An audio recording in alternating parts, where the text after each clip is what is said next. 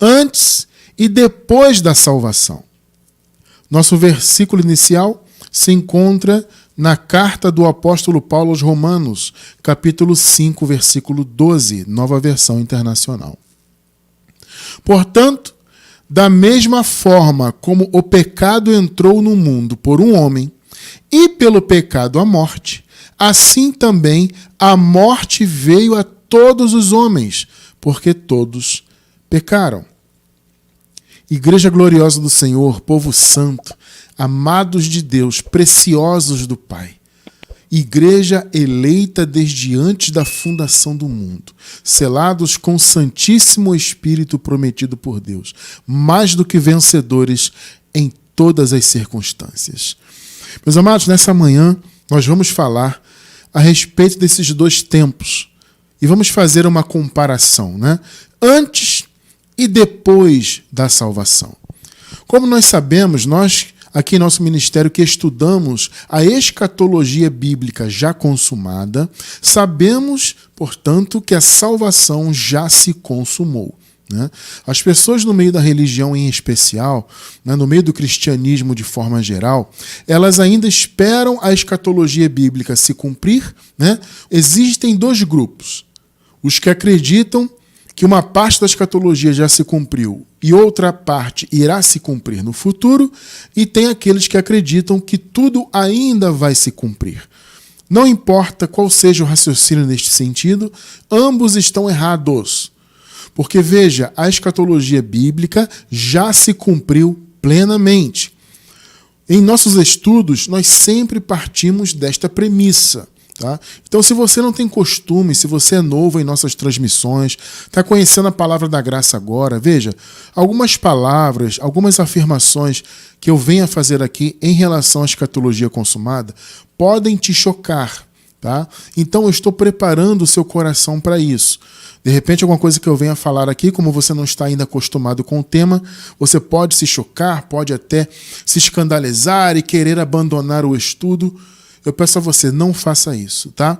Ainda que você não entenda um ou outro conceito que eu venha falar agora, peço a você que continue firme, acompanhe conosco, confira conosco coisas espirituais com as espirituais, sabe? Vai estudando, e eu vou deixar na descrição do vídeo 2 links. O link do Minuto Escatológico. Se você não entende do assunto escatologia, eu te convido a começar por esse link, tá? O Minuto Escatológico. Depois que você assistir aos vídeos desse link, aí sim você vai para o segundo link, que é o link da escatologia consumada com os nossos estudos completos. Para você entender a mensagem do Evangelho em nossa era, é fundamental você não só entender a graça, ou seja, aquilo que Jesus veio para fazer por nós, tudo que ele nos deu de graça, gratuitamente, né? O pacto da graça que o Senhor Jesus estabeleceu por meio do seu sangue, é fundamental, claro, você entender esses conceitos, mas também é fundamental você entender que a escatologia bíblica já se cumpriu. Se você não entende, se você não soma esses dois raciocínios, amado, sinto muito, mas você não está no Evangelho, ou não estará, né? Se você não tem essa soma de conhecimentos na sua vida, você não vai estar no Evangelho. O que é Evangelho? Evangelho vem do grego euangelion, significa boa notícias, boas novas, né? Então, cada era teve ali suas boas novas. Em nossa era, o que seria então as boas novas ou a boa notícia para a nossa era? É a graça juntamente com a escatologia consumada. Você tem que entender esses dois pontos para que você esteja realmente na boa notícia de Cristo. Então é fundamental, abençoado, você estudar, tá? Fica esse convite, como eu disse, Minuto Escatológico e depois os estudos completos de escatologia consumada, para você entender plenamente a visão do Evangelho para a nossa era, tá? Então, nós estamos partindo dessa premissa, que toda a escatologia bíblica já se cumpriu. Ou seja, o reino de Deus já veio, a segunda vinda de Cristo já se consumou. Veja, eu sei que isso parece loucura num primeiro momento, mas se você estudar, você vai entender, e na verdade nem é difícil entender. Essa aqui é a realidade, né? É claro que parece muito difícil porque a gente foi criado dentro de um sistema religioso e até mesmo quem não é do sistema, né, tem esse conhecimento de que Jesus vai voltar. Claro que quem não tem fé acaba debochando disso, né? Mas tem muitas pessoas que têm fé em Jesus, que acreditam no Senhor no caso, mas não conhecem o Evangelho da Graça, muito menos a escatologia consumada. Então essas pessoas ficam aguardando por algo que já aconteceu.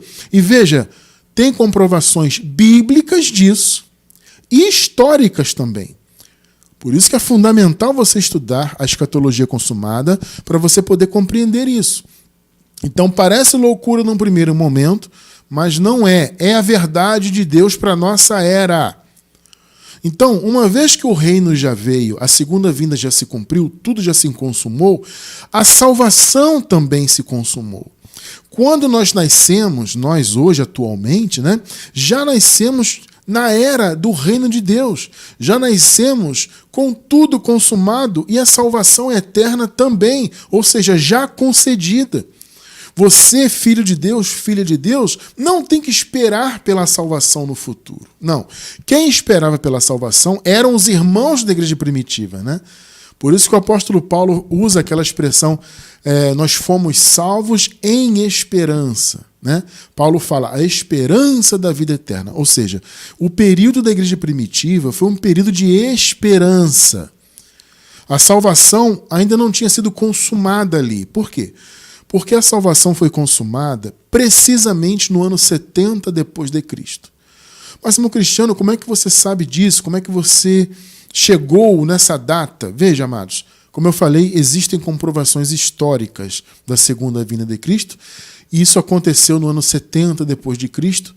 O que marcou historicamente isso foi a invasão de Roma em Jerusalém, a destruição de Jerusalém, de Israel como país, e principalmente a queda do templo de Jerusalém, aquele templo da lei, né? Onde os sacrifícios, tudo concernente à lei, era oferecido ali, mesmo depois da morte e da ressurreição de Jesus, né?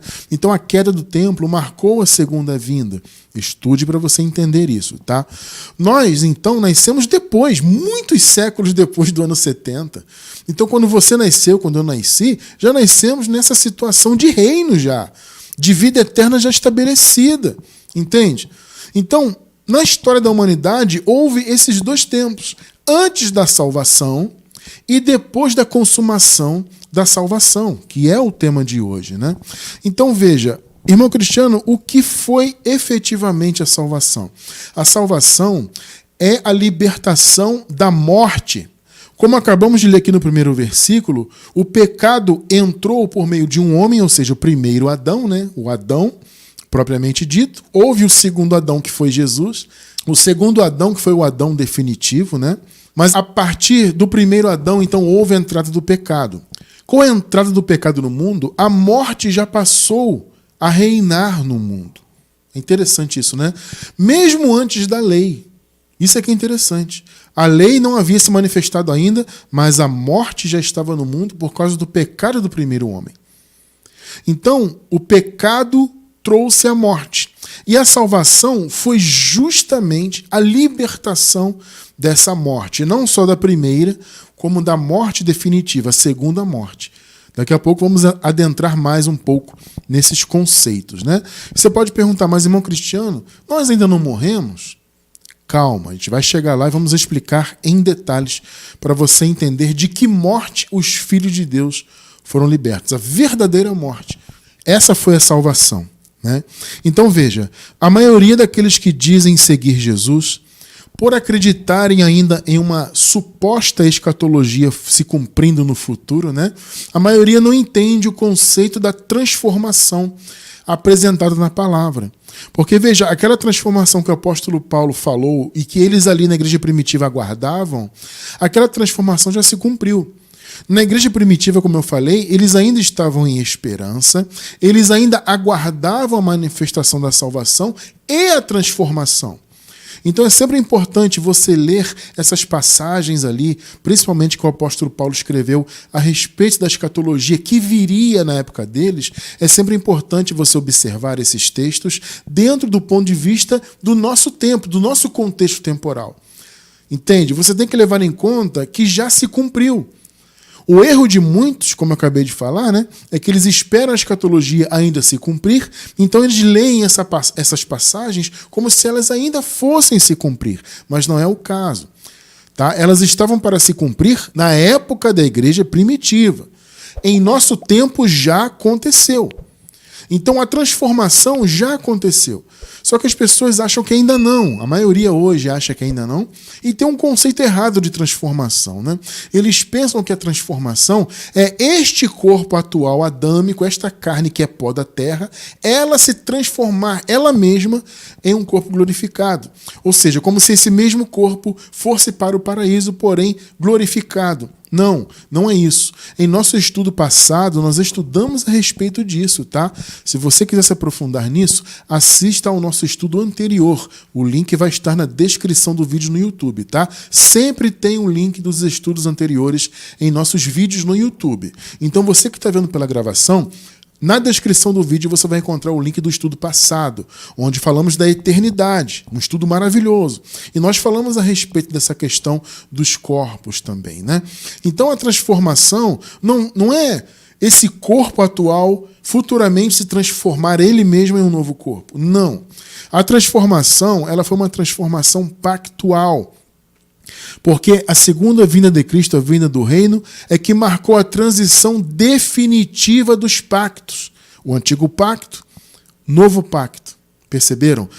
Ah, irmão Cristiano, mas você mesmo já não ensinou que a nova aliança começou na cruz? Sim, na cruz, a nova aliança teve o seu caminho inaugurado, vamos dizer assim, né? A palavra diz que o Senhor inaugurou um novo e vivo caminho pelo seu corpo, pelo véu, né, que era o seu corpo, que foi morto na cruz. Então, por meio do seu véu, do seu corpo, que foi morto, o Senhor inaugurou um novo e vivo caminho. Mas a igreja primitiva, ela não viveu a plenitude da graça. Eles receberam parte da herança, mas ainda faltava alguma coisa acontecer. No caso, o fim definitivo da morte. Ou seja, faltava a salvação propriamente dita. A igreja primitiva, como eu falei, já havia recebido parte da herança, eles já haviam recebido o Espírito Santo, eles já haviam recebido o Evangelho, né? A revelação da graça através do apóstolo Paulo, só que eles estavam em um momento de transição, porque o pacto mudou definitivamente com a queda do templo. Porque veja bem, gente, Jesus tornou a lei obsoleta na cruz, ao morrer e ressuscitar. Então a lei deixou de estar em vigor na cruz, porém ela continuou sendo praticada. Então o antigo pacto ele ainda continuou existindo, só que na prática, apesar de que ele não estava mais em vigor, né?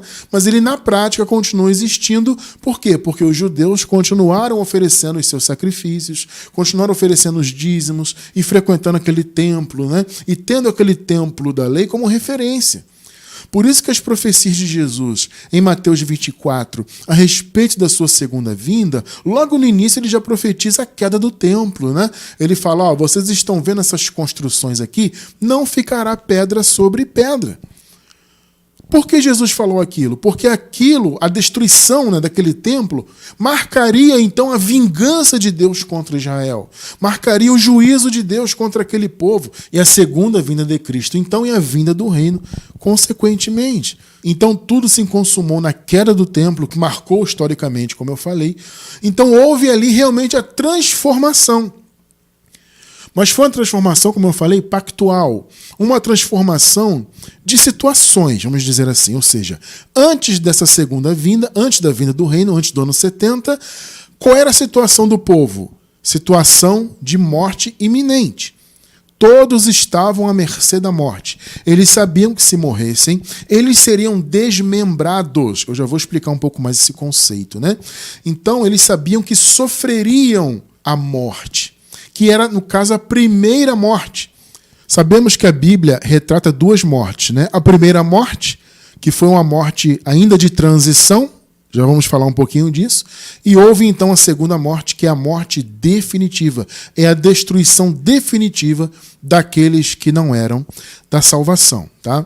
Então veja, houve a transformação nos anos 70 e o fim da morte em definitivo. para os filhos de Deus, claro, para os eleitos. Aqueles que estavam presos na morte ressuscitaram no ano 70, as suas almas ressuscitaram, saíram do Sheol, do Hades, né, para viverem um corpo de glória juntamente com o seu espírito na eternidade. O que nós falamos, como eu disse, um pouquinho desse assunto na semana passada. Convido você a assistir o estudo passado, tá? Então houve a transformação. Quem estava morto naquela ocasião ressuscitou para a glória, e quem estava vivo no ano 70 e seguiu vivo foi transformado, ou seja, passou da morte, da condição de morte, como costumamos dizer aqui, para a condição de vida eterna. Então houve essa transformação de condições. Antes do ano 70, condição de morte. Depois da salvação no ano 70, condição de vida eterna. E foi nessa condição, inclusive, que nós nascemos. Todos os eleitos de Deus, eleitas de Deus, que nasceram depois da consumação da salvação, todos já nasceram em condição de vida eterna. Entende? Então veja, o principal conceito de salvação se consumou no ano 70, foi a definitiva libertação da morte, durante todo o período anterior à cruz. E também um curto período depois da cruz, que foi o período da igreja primitiva, a morte reinou nesse período. Então veja, a morte reinou desde Adão, porque Adão trouxe o pecado para o mundo, e como acabamos de ler, o pecado trouxe a morte. Então a morte reinou desde Adão até a segunda vinda de Cristo. A morte dominou toda a humanidade. Todos estavam à mercê da morte. Por isso que na igreja primitiva, eles estavam ainda em condição de morte, porque eles estavam antes do ano 70. Então faltava ainda a morte ser aniquilada definitivamente para os eleitos de Deus. Ela precisava ser vencida. Então, como eu falei agora há pouco, os filhos de Deus ali na igreja primitiva haviam recebido uma parte da herança, mas faltava a principal parte, que era a salvação. Então ali eles estavam salvos em esperança, aquela coisa que eu sempre falo aqui, que o apóstolo Paulo falava, né? A esperança da vida eterna, somos salvos em esperança, porque na verdade a salvação, na época da igreja primitiva, não havia se consumado ainda, faltava a morte ser vencida definitivamente. Ah, mas irmão Cristiano, a morte não foi vencida na cruz? Foi vencida para Jesus, na ressurreição, no caso, né? Quando Jesus ressuscitou, ele foi o primeiro da ressurreição e ele venceu a morte primeiro para ele mesmo. Só que faltava a morte ser vencida para todos os irmãos, né? Para toda a igreja. Observe Paulo falando sobre isso aqui. 1 de Coríntios, capítulo 15, do 21 ao 26. Visto que a morte veio por meio de um só homem, como acabamos de ler em Romanos, né? Também a ressurreição dos mortos veio por meio de um só homem. 22. Pois da mesma forma como em Adão todos morrem, em Cristo todos serão vivificados. Note que Paulo fala serão, né? Porque eles estavam antes da salvação. É aquilo que eu acabei de falar. Então eles estavam em esperança ainda, né? Então em Cristo todos serão e foram vivificados. 23. Mas cada um por sua vez. É o que eu acabei de falar agora. Cristo o primeiro. Depois, quando ele vier, perceberam? Os que lhe pertencem. Então a morte não tinha sido vencida plenamente ainda. Jesus primeiro venceu em relação a ele mesmo. Então Cristo o primeiro. Depois, esse depois foi no ano 70. Tá? Aqui nessa ocasião, eles não sabiam quando seria, gente. Ah, irmão Cristiano, eles sabiam que seria em 70? Não, ninguém sabia quando seria. Mas eles sabiam que estava próximo a eles. Isso eles sabiam. Sabiam que aconteceria a qualquer momento ali, naquela ocasião, naqueles tempos. Não em nossos tempos. Gente, isso não faz sentido algum, tá? Você trazer a escatologia para o futuro é uma aberração das piores. Hoje eu me pergunto como que eu acreditei nisso na minha vida durante anos. Porque é muito, muito ridículo isso. É uma aberração. A igreja primitiva sabia que estava próximo de acontecer, só não sabia quando. Tá? Então, primeiro Cristo ressuscitou, depois então haveria a ressurreição, ou seja, a vitória definitiva para todos os filhos de Deus, ou seja, aqueles que pertenciam ao Senhor. 24. Então virá o fim, e veio, né, no ano 70, quando ele entregar o reino a Deus, o Pai, depois de ter destruído todo domínio, autoridade e poder. Gente, deixa eu abrir um parêntese aqui. Entregar o reino ao Pai é uma força de expressão. Tá? Porque, na verdade, não existe esse conceito de trindade. Entende? Não existe esse conceito de 3 pessoas. Então, é uma força de expressão de Paulo. Por quê? Porque as manifestações de Deus estavam, por assim dizer, separadas nesse período. Havia ainda a manifestação de Jesus como Messias e Deus, o Pai, que é o Espírito. Na verdade, é um único Deus. Tá? Veja, eu não vou me aprofundar nisso, eu estou dando só uma palhinha, né, como eu costumo dizer. Então, nesse caso, não existem 3 pessoas de Deus. É um só Deus que se manifesta e se manifestou de formas diferentes. O Espírito Santo é Deus manifestado em nós, habitando em nós. Ele não é uma terceira pessoa de uma suposta trindade. Entendam isso, tá? Então, Jesus hoje, ele é Deus. Jesus é que assumiu o trono, porque as profecias diziam isso. O reino de Jesus seria eterno. A palavra diz, o Senhor Jesus é o mesmo ontem, hoje e será eternamente. Porque Jesus é Deus. Então, no ano 70, o que aconteceu de fato? Aconteceu que Jesus assumiu o trono como Criador, como Deus sobre todos. Então, Jesus hoje é tudo em todos. Ele é Deus sobre todos, é Cristo. Tá? Eu abri esse parêntese porque existe um raciocínio circulando por aí dizendo que Jesus acabou. Ah, Jesus entregou o reino a Deus, então acabou Jesus. Gente, isso não faz sentido algum. Quem raciocina isso está pensando com o raciocínio da Trindade, como se Jesus fosse uma pessoa diferente do Pai. Não, eles não eram e não são pessoas diferentes, eram manifestações diferentes.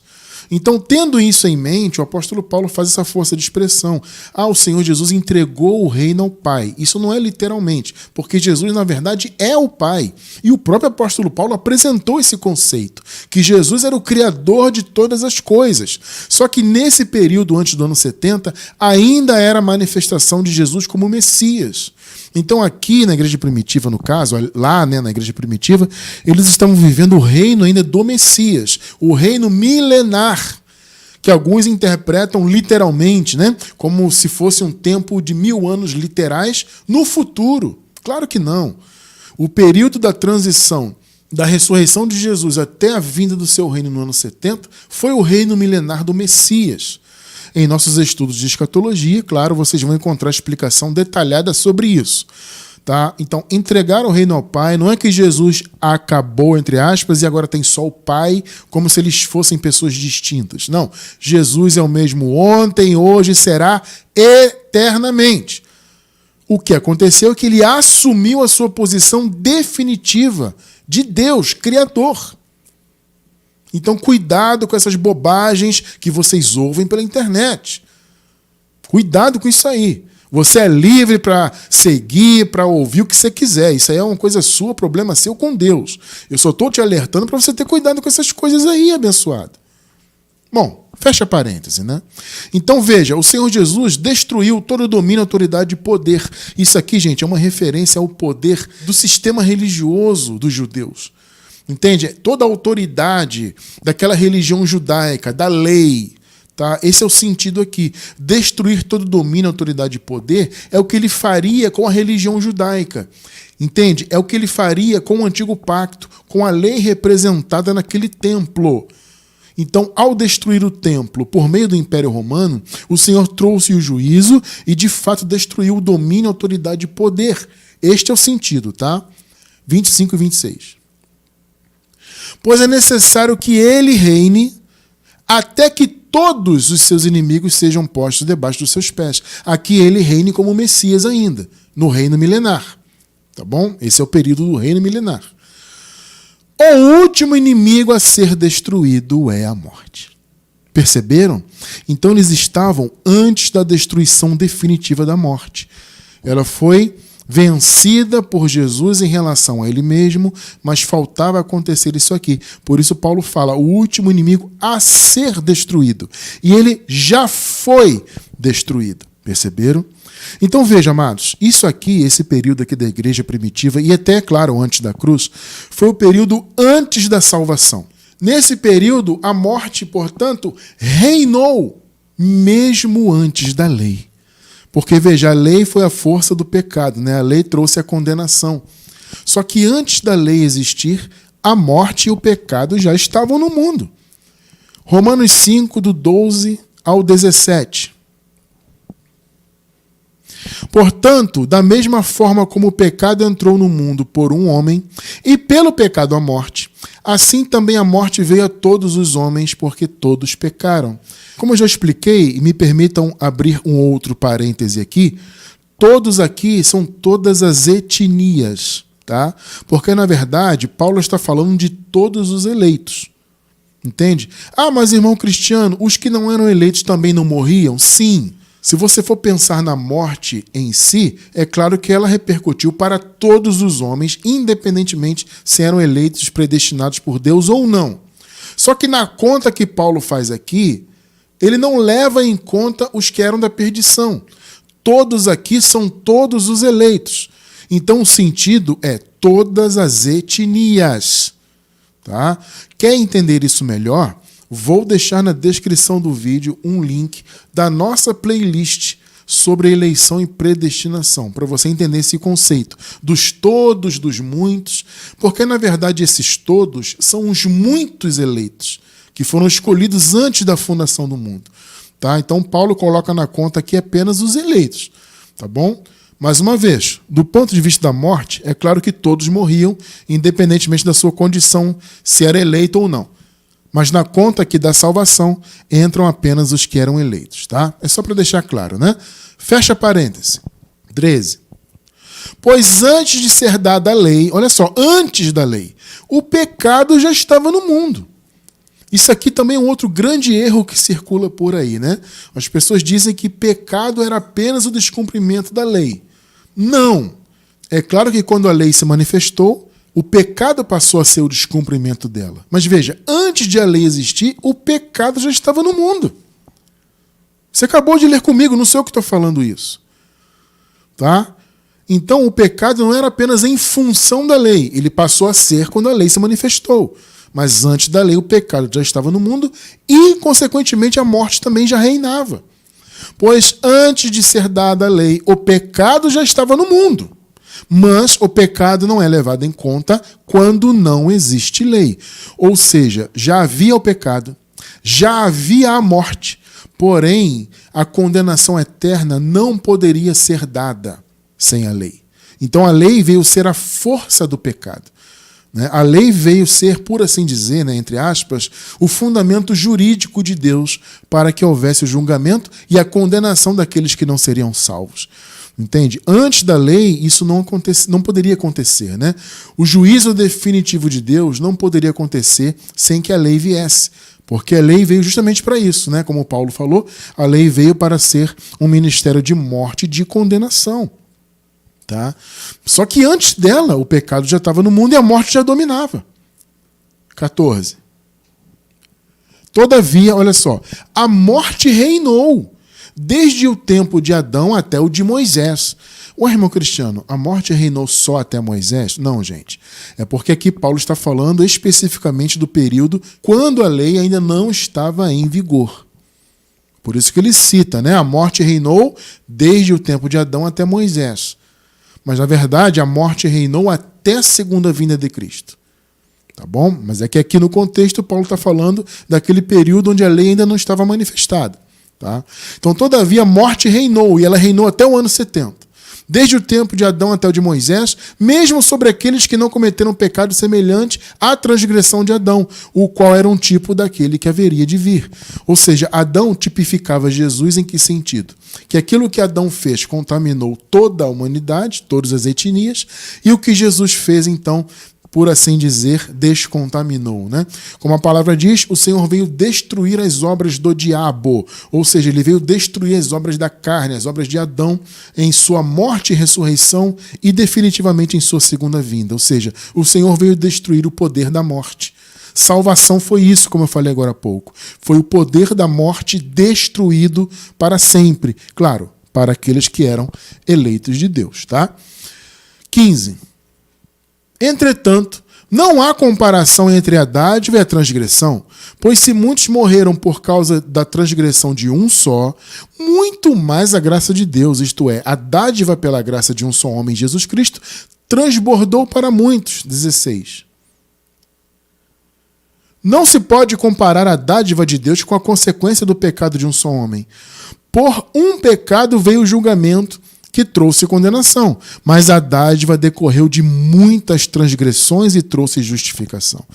Paulo está dizendo o seguinte, gente, a graça ela foi muito mais abrangente do que o que Adão fez, porque a condenação veio de um pecado, mas a graça veio para limpar todos os pecados, não só o de Adão, mas todos os outros cometidos, como consequência, né, do que Adão fez. Vocês entenderam? O Paulo está querendo dizer que a abrangência da graça foi muito maior do que a condenação que Adão trouxe, né? 17. Se pela transgressão de um só a morte reinou por meio dele, muito mais aqueles que recebem de Deus a imensa provisão da graça e a dádiva da justiça reinarão em vida por meio de um único homem, Jesus Cristo. Que palavra linda, né? Amados, nós já nascemos reinando em vida, porque já nascemos com a vida eterna. Percebeu? Reinar em vida, ter a abundância da graça, é isso. É você ter a vida eterna na sua vida. Percebeu? Você, eu, nós já nascemos nessa condição de vida eterna, porque já nascemos depois da salvação. Só que antes da salvação, foi isso que nós vimos aqui agora. A morte reinava, né? O pecado reinava, a morte reinava, e a morte reinou até o ano 70. E aí alguém pode perguntar, em que consistia a morte propriamente dita, né? No caso, a primeira morte. Veja bem, a morte era o desmembramento dos filhos de Deus. Como eu sempre costumo dizer aqui, os filhos de Deus eram compostos, como são até hoje e serão para sempre, compostos por 3 elementos. Corpo, que é o pó da terra, no nosso caso atual, né? O corpo adâmico. Alma, que é a vida, e a vida no sentido amplo, né? Não só a vida mecânica, tá? Mas a vida em todos os sentidos, o nosso eu, a nossa personalidade, sentimentos, tudo isso está dentro do conceito de alma, tá? A alma não são apenas sentimentos, como alguns dizem. Ah, não, a alma é apenas a mecanicidade da vida. Não! Entende? A alma não é só a vida mecânica, ou seja, o coração bombear sangue, etc., vida biológica. Não, a alma é a vida como um todo, é o conceito geral de vida, que inclui, como eu falei, o nosso próprio eu, a nossa personalidade que o Criador nos deu, entende? Quem nós somos e tudo mais. A alma é isso tudo, tá? Corpo, alma, espírito. Então a morte trazia o quê? O desmembramento desses elementos. Então, o corpo voltava para o pó, a alma, que era a vida, que era o eu, a personalidade, tudo mais, ia para o lugar dos mortos. No hebraico é o Sheol, no grego é o Hades, tá? É o mesmo conceito, né? Sheol e Hades é a mesma coisa, tá? Então a alma ia para o Sheol e o espírito voltava para as mãos de Deus, porque o espírito sempre pertenceu a Deus, né? Então, o que precisava de salvação não era o espírito. O espírito sempre voltou para Deus, pertencia a Deus e jamais se perderia. Era a alma que precisava da salvação, porque ela que ficava presa na morte. Vamos ver aqui o texto bíblico se referindo a esse desmembramento, né? Eclesiastes 12:7. O pó volte à terra. O nosso corpo é isso, é pó da terra. De onde veio? E o espírito volte a Deus, que o deu. Ué, irmão Cristiano, mas cadê a alma aí? Muitos erram nisso, né? A pessoa diz que não, é só o espírito que é salvo e o corpo volta para o pó. Não, o espírito, se fosse assim, Jesus nem precisaria vir, né, para a salvação. Porque o espírito, veja, mesmo antes de Cristo, sempre voltou para Deus. Então Jesus veio salvar o quê, se o espírito sempre voltou para Deus? Ora, é claro que ele veio salvar as nossas almas da condição de morte. Então muitos têm errado nesse conceito. Foram as almas que foram salvas da morte. Mas, irmão Cristiano, por que não aparece aqui no Eclesiastes, então? Porque a alma, gente, no conceito aqui, está subentendido. É preciso você entender que há esse conceito de subentendimento. Aqui não cita a alma, mas está subentendido porque a alma sempre esteve atrelada ao corpo. Não é que a alma era o corpo, como alguns dizem. Isso não faz sentido algum. A alma estava atrelada ao corpo. A vida mecânica vinha pela alma. Só que, repito, a alma é muito mais do que a vida mecânica. Perceba isso. Mas a vida mecânica existia, a vida biológica, né? Ou seja, o circular do sangue e tudo mais, o coração bater, o seu cérebro funcionar fisicamente, né? Tudo isso vem da alma. Mas a alma não é apenas isso, eu estou frisando bem isso. Então, quando o corpo voltava para o pó, a alma ia para a morte também. Por isso que o conceito está subentendido. Só que veja, a alma ia para o Hades, ou Sheol, né? E o corpo ia para o pó. Observe Salmos 16, do 8 ao 10. Veja, antes de lermos, essa versão aqui que eu vou ler é a versão Almeida Revisada Imprensa Bíblica. Irmão Cristiano, por que você não está lendo especificamente essa passagem na Nova Versão Internacional? Veja bem, amados, como vocês sabem, nós gostamos aqui muito da Nova Versão Internacional porque eu, particularmente, acho a versão bastante equilibrada. Está longe de ser perfeita, mas é bastante equilibrada. Só que eu estou lendo esta versão aqui que eu acabei de citar porque ela deixa muito claro a palavra Sheol. Entende? É bom você entender isso. Porque algumas versões, elas ocultam tanto a palavra alma quanto a palavra Sheol nesse texto que eu vou ler. Que no caso, como eu falei, é o equivalente de Hades, que é o lugar dos mortos, para onde as almas iam. Tá? Então a Nova Versão Internacional, nesse caso, ela oculta tanto a alma quanto a palavra Sheol. Então eu resolvi trazer nessa versão Almeida Revisada Imprensa Bíblica, porque ela deixa muito claro o que está no texto original em hebraico. Vamos ler então Salmos 16, 8 até o 10. Tenho posto o Senhor continuamente diante de mim, porquanto Ele está à minha mão direita, não serei abalado. 9. Porquanto está alegre o meu coração e se regozija a minha alma. Observe. Também a minha carne habitará em segurança. Você conseguiu perceber aqui? Está muito sutil, mas dá para perceber claramente o salmista se referindo aos dois elementos de maneira distinta. Perceberam? Esse negócio que alma e corpo é a mesma coisa, não faz sentido isso aí. Tá? Já estudamos isso muitas vezes. Aliás, vou deixar na descrição do vídeo o link da nossa playlist sobre a eternidade das almas dos filhos de Deus.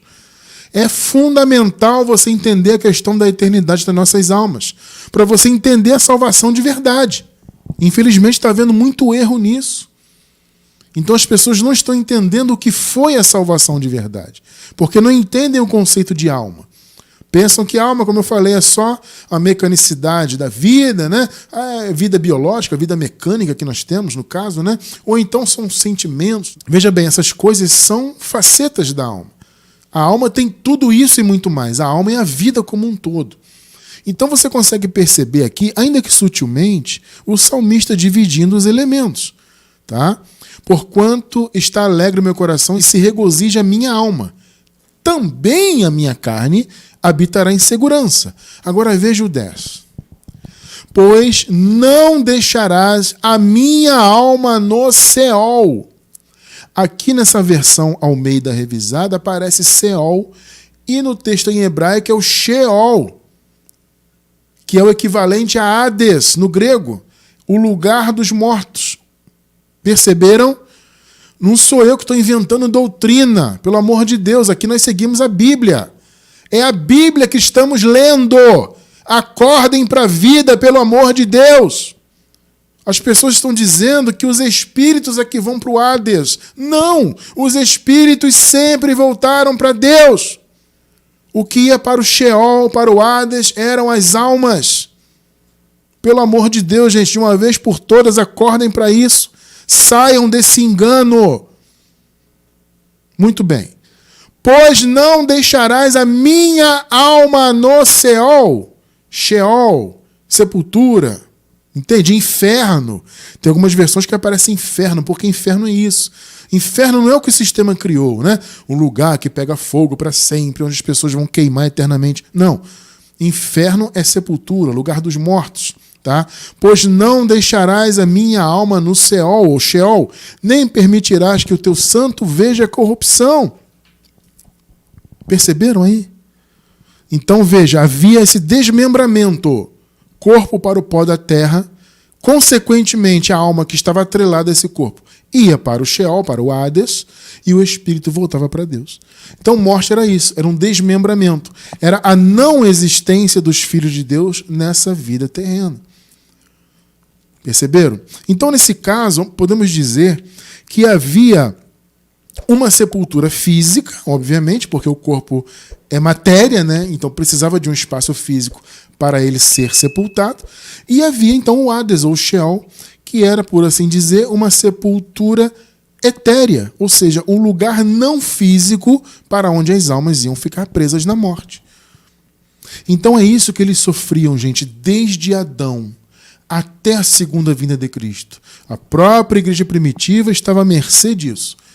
Se eles morressem biologicamente, o corpo ia para o pó, a alma ia para o Sheol, para o Hades, como queira chamar, e o espírito voltava para Deus. Então havia uma não existência nessa vida.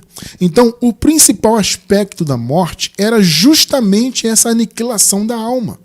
A não existência da alma aqui na terra. Perceberam?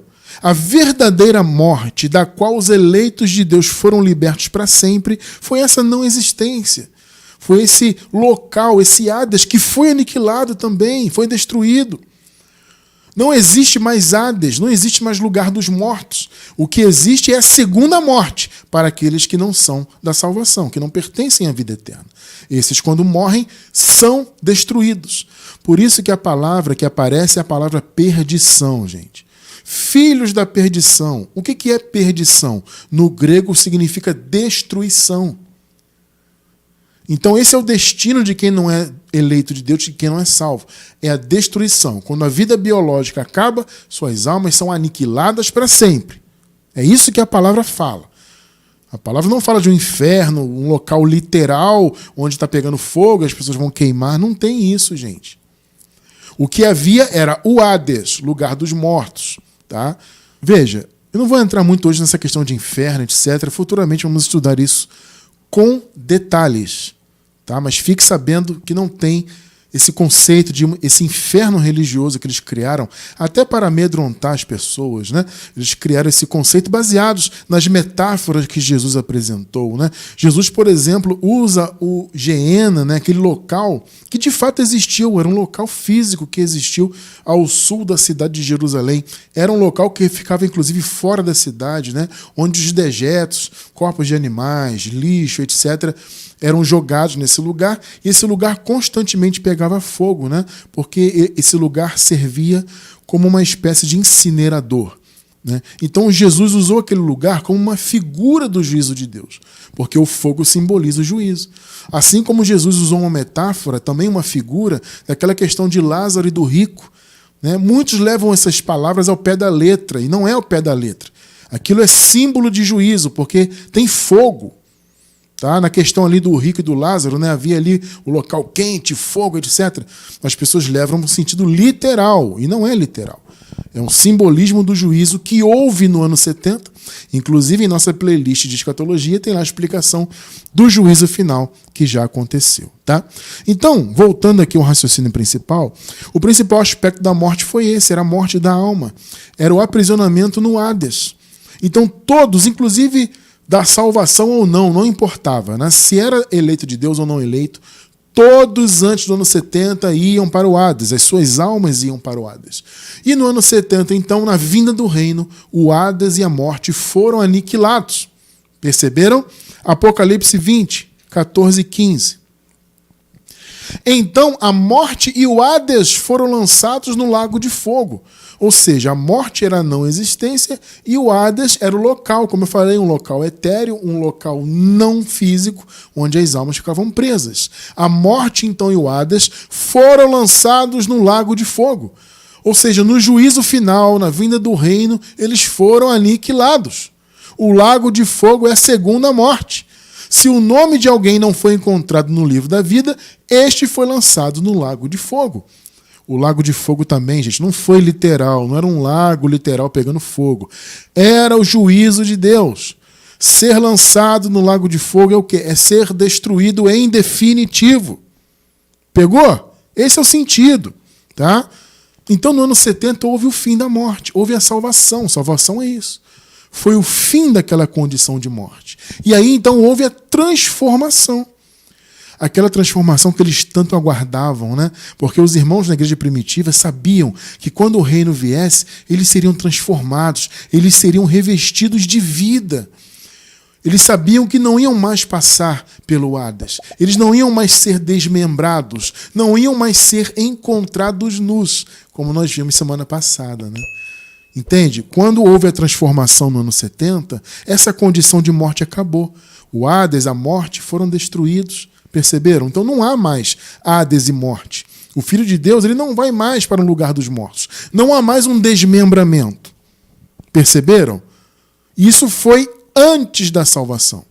Quando a salvação se manifestou, quando o reino veio, quando Jesus veio, retornou no caso, né?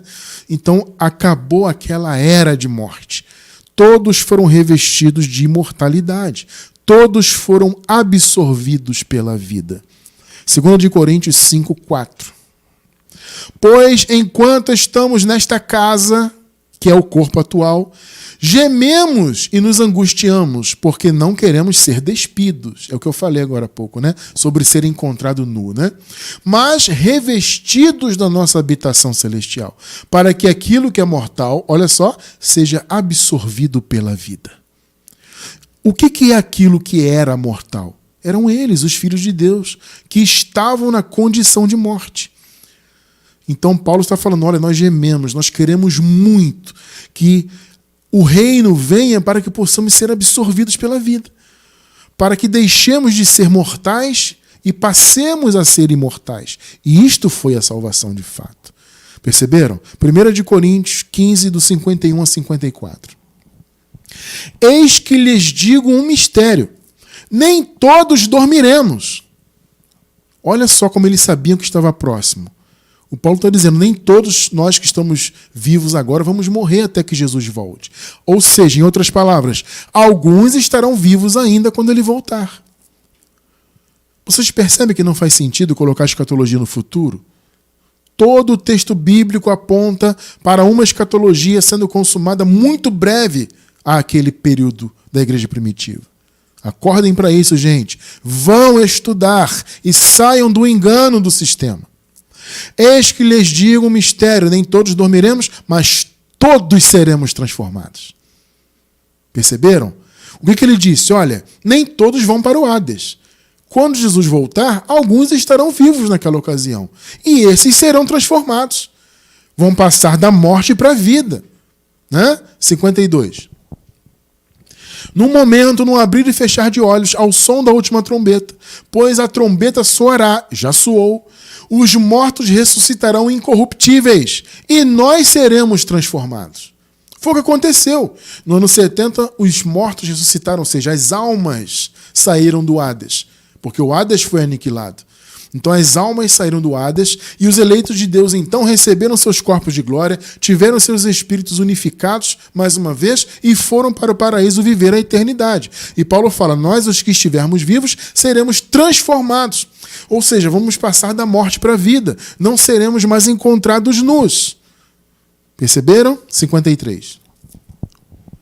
Pois é necessário que aquilo que é corruptível se revista de incorruptibilidade, e aquilo que é mortal se revista de imortalidade. Foi o que aconteceu. Quem estava vivo na ocasião do ano 70 e seguiu vivo, foi revestido de incorruptibilidade, ou seja, não seria mais encontrado nu, não poderia mais ir para o Hades, porque o Hades, a morte, como vimos agora há pouco, foi destruída no simbólico lago de fogo. Então todos foram revestidos de imortalidade. Esta foi a salvação. Perceberam? 54. Quando, porém, o que é corruptível se revestir de incorruptibilidade e o que é mortal de imortalidade, então se cumprirá, e já se cumpriu, a palavra que está escrita: a morte foi destruída pela vitória. Meu amado irmão, minha amada irmã, A morte foi destruída pela vitória no ano 70 depois de Cristo, na vinda do reino de Deus. O Hades, a morte, foram aniquilados no lago de fogo.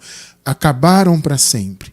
Então, a partir daquele momento da segunda vinda do reino, a destruição do templo, nenhum filho de Deus foi encontrado nu, porque todos foram transformados. O pacto se transformou. A lei acabou em definitivo, as suas práticas acabaram, né?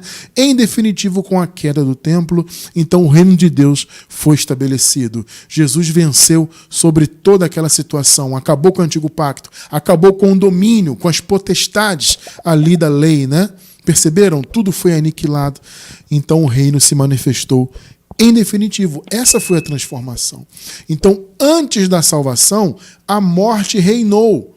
E não só a partir da lei, como nós lemos. Antes da lei, desde Adão, a morte vinha reinando até que o reino veio aniquilar o Hades e aniquilar a morte. E aí nós já nascemos, nós que nascemos depois de tudo consumado, já nascemos depois da salvação. Entende? Então houve aquela mudança, né, definitiva de pactos, a mudança definitiva, a transformação definitiva dos filhos de Deus para a condição de salvos, de vida eterna. Então os que estavam mortos ressuscitaram e os que permaneceram vivos passaram da morte para a vida, foram revestidos de imortalidade. E nós que nascemos depois, já nascemos com a vida eterna nos revestindo. Perceberam? Você já foi, aliás, já nasceu, né? Revestido de imortalidade. Porque nascemos depois da salvação consumada. Então nós fomos salvos indiretamente, esse conceito que eu falo, né? Ah, irmão Cristiano, nós fomos salvos? Veja, a rigor não. Se você pensar que nós nunca estivemos na condição de morte. Mas se você pensar no sentido indireto, ou seja, nós fomos salvos da possibilidade de passarmos pela morte. Porque o Hades foi aniquilado no ano 70. Perceberam? Então a nossa salvação foi indireta. Nós já nascemos depois da salvação, com tudo consumado. Então o Hades não pode nos alcançar. As nossas almas não verão a morte. O nosso corpo biológico volta para o pó, que é o lugar dele. Mas nós seguiremos vivos, por quê? Porque depois da salvação não há mais o desmembramento dos filhos de Deus, como eu falei. Essa experiência terrível que eles tanto temiam na igreja primitiva. Eles tanto desejavam, né, ansiosamente que o reino viesse para que aquela condição acabasse. Eles não queriam ser encontrados nus, desmembrados, sem corpo, com o espírito separado, a alma na não existência. Eles não queriam isso. Nós temos o privilégio de sabermos que jamais passaremos por isso. Porque nascemos depois da salvação, com a vida eterna já consumada, com Hades e a morte destruídos para sempre. Perceberam? Então a morte biológica do corpo, da matéria, é só o pó voltando para o pó, é a sua condição inicial. Veja, não é a morte definitiva mais. Não existe morte para o Filho de Deus. Existe o pó voltando para o pó, mas os filhos de Deus seguem vivos. Por quê? Porque nós já nascemos depois da salvação. Já nascemos revestidos de imortalidade. É isso que você tem que ter em mente. Você não tem que temer morte, porque ela não existe para você. Entende? Você não tem que temer nada, porque você sabe que o teu futuro é no reino de Deus que já veio. É no paraíso. Você, eu, nós, já estamos ligados ao paraíso espiritualmente. E habitaremos lá para sempre, com a nossa alma restaurada, habitando juntamente com o nosso espírito em um corpo glorificado. Essa é a promessa de Deus. Isto foi a salvação que se cumpriu no ano 70. Todos os filhos passaram da morte para a vida. Eu quero encerrar com João 5, 24. Palavra linda de Jesus. Vejam só. Eu lhes asseguro, quem ouve a minha palavra e crê naquele que me enviou, ou seja, quem é eleito, quem é ovelha nesse contexto aqui, né? Jesus usava a metáfora da ovelha. Quem era ovelha, ou seja, eleito, predestinado de Deus, tinha a capacidade de ouvir e de crer. É aquilo que Jesus falou, né? Vós não credes, aqueles que não criam, né? Vós não credes porque não são das minhas ovelhas. Então, para você crer, antes você tem que ter a capacidade inata Quando você, sendo eleito de Deus, nasce, você nasce com a capacidade de crer. Esse é o ponto de Jesus. Ele fala, quem ouve e crê, ou seja, quem é eleito, tem a vida eterna e não será condenado.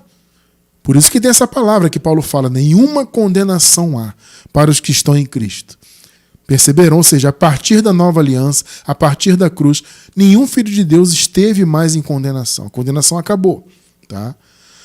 Vamos ler de novo desde o início. Eu lhes asseguro, quem ouve a minha palavra e crê naquele que me enviou, tem a vida eterna e não será condenado. Mas, vejam só, já passou da morte para a vida. Olha que palavra. Mas, irmão Cristiano, aqui Jesus ainda não estava antes da cruz. Faltava ele morrer, ressuscitar, ainda faltava o reino vir. E ele já falou isso? Sim, ele falou profeticamente. Ele falou por fé. A fé é a certeza das coisas que não vemos. Então Jesus falou por fé, olha, nenhum de vocês que são meus eleitos vão morrer, vocês não serão condenados. Vocês já passaram da morte para a vida. É uma palavra profética. Isso se concluiu no ano 70. Mas a promessa foi dada para eles. Perceberam? Ou seja, eles sabiam que não passariam pela segunda morte. A primeira morte estava em vigor, como vimos até agora, né? Até o ano 70 ela reinou, mas ela foi aniquilada. O Hades, a morte, foram aniquilados no ano 70. Tudo acabou. E os filhos de Deus foram definitivamente salvos, libertos da morte, para a glória de Deus. Todos os filhos passaram da morte para a vida, na vinda do reino, e nós já nascemos em condição de vida eterna. Deus seja louvado por isso. Deus seja louvado por essa maravilha. Louvamos a Deus, amados, por essa bênção que Ele nos deu. Ele nos permitiu nascermos aqui nesse mundo já em condição de vida eterna. E mais ainda, Ele nos permitiu conhecer a sua graça, conhecer a escatologia consumada, para que possamos, de fato, usufruir de tudo que Ele nos concedeu. Deus seja louvado por isso. Glorificamos ao Senhor por tamanha bênção. Glórias a Deus.